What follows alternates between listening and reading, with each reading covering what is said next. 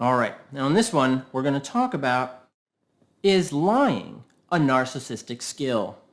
Whoa.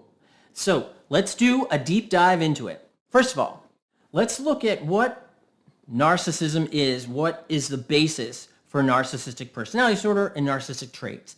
Now, I talk about something that's called core content and surface content. So core content are those things inside of us, those, whatever they may be, those feelings, beliefs, sometimes they're memories, stuff that we have inside. And when that gets activated, we have this response set that we engage in almost immediately. It's like without even thinking, boom, right? We engage right in it. And a lot of times, individuals along the narcissistic spectrum, so that means it could be absent, mild, moderate, severe, or extremes, because each trait, narcissistic trait, is on that same dimension. Now, those who qualify for narcissistic personality disorder, they're usually moderate, high moderate, and they have a lot of these traits that are reinforced through maladaptive beliefs, behaviors, and patterns. But where does lying come into all of this?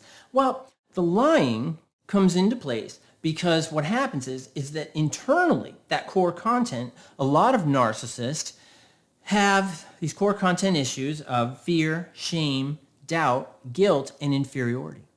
And when that occurs, they engage in a maladaptive response. In this video, we're talking about lying. Now, lying, think about it. Lying tells us a lot about the person who's telling the lie, what they really believe and what they're really afraid of.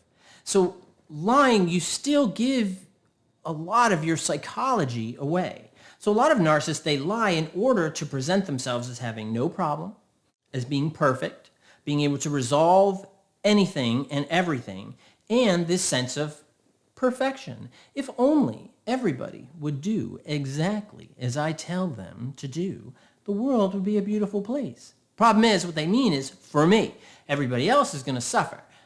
But I don't care about that because it's about me. And if you knew one of the mantras, the maladaptive narcissistic mantra, is that just do for me and you'll be okay. And that is a fallacy. You'll hear that a lot in politicians that are along the narcissistic spectrum. You'll see it a lot in CEOs. You'll see it a lot in friends. You'll see it a lot in coworkers. You'll see it a lot in partners sometimes. And you might even see it in family members too.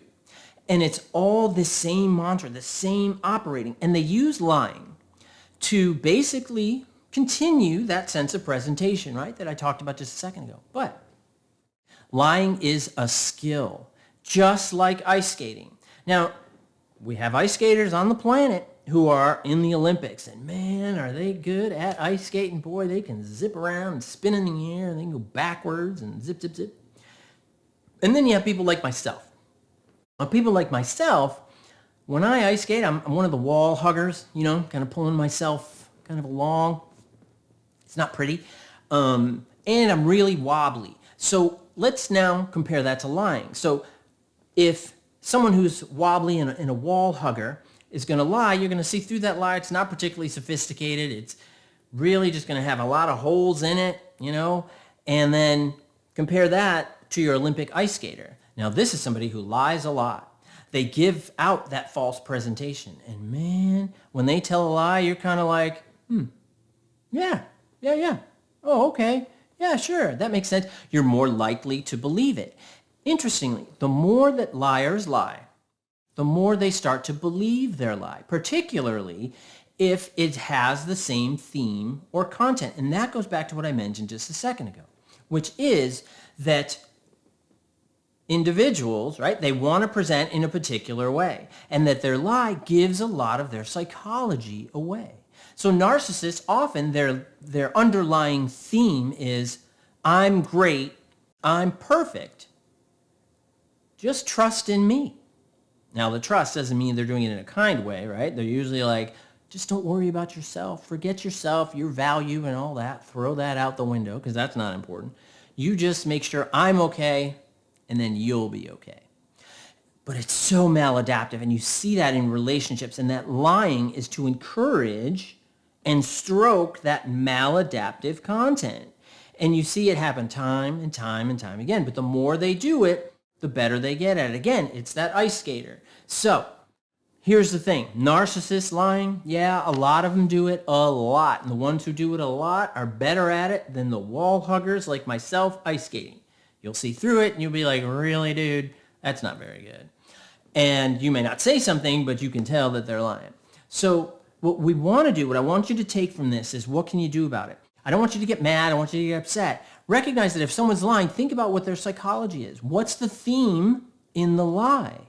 And when my clients lie to me, and they do, I often take it as, okay, so this is like a projective. They're projecting their psychology outward and perhaps some of their core content fears, some of their underlying issues, problems, but also who they wish they were and who they want to be. So there's a lot of information even in a lie. So don't just discount and say, you're a liar. But what we want to do is we want to look at the psychology and try to get an understanding of that individual. Because again, narcissists are often, and I've used this in other videos, and when I teach about narcissism too, I talk about this. Narcissists tend to be kitties, right? You ever bring like a little kitten home, and when you bring that kitten home, it's really afraid of being in your house. Like you can freak out and be like, whoa, where is this? This isn't right. And there's little itty bitty kitties. What do? You know, my mom, huge cat person. Growing up, if there was a cat that didn't have a collar walking around, she'd scoop it up and bring it home. So we had a lot of cats in my house. So, right, when that cat comes home, and I know what I'm talking about as it relates to cat, that the cats come home and they dart it, man. They shoot right under that couch, right? Because that's a safe little space. And they're nervous. Same with the narcissist. When they incur that narcissistic wound, and that's something that someone has said or done that really hits at that core content, makes them feel small, makes them feel unsafe. So what they do is then they engage in reparative behaviors or how they can feel safe. Same with that kitten. That kitten comes home, might peek its little head out, right? It's kind of peeking.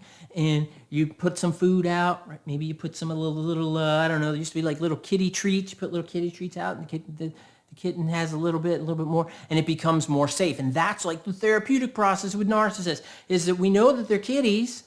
We know that they're afraid, that they're worried, and that's okay. We understand that, especially in therapy. So you know that you're putting the treats out, right? You put the treats out, which is psychological growth. Then you're not lying so much. Then you don't need to lie, and you can embrace your authentic self, because people who embrace their authentic self, they don't need to lie, and they're not narcissistic, because they can say when they don't succeed. They can say when they're struggling. They ask for help when they need it. And they can show their true emotions in a way that is clear and confident. You don't see that in narcissists. So I hope this video was helpful for you. Please leave some comments. I'd love to hear more, and I will see you next time. Bye-bye.